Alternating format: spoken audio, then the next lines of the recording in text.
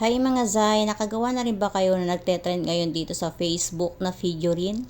Kung hindi pa, tara turuan ko kayo gumawa nang hindi kailangan ng apps. Just using Google Chrome lang. Ayan. Pindutin natin si Google Chrome at hanapin natin si Google Gemini. Ayan. Pag lumabas na si Google Gemini, i-click nyo lang din siya. Then click ulit. Ayan, ganito yung lalabas. Sa baba, may makikita kayong plus sign. Ayan. Punta lang kayo sa upload files.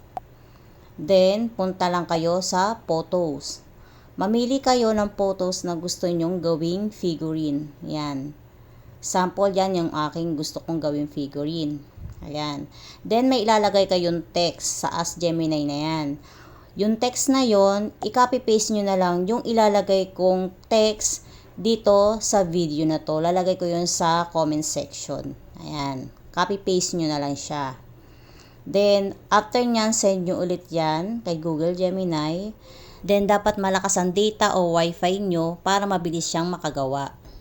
Then, after nun, waiting nyo lang at isesend niya rin sa inyo kung ano yung nagawa niya. Ayan.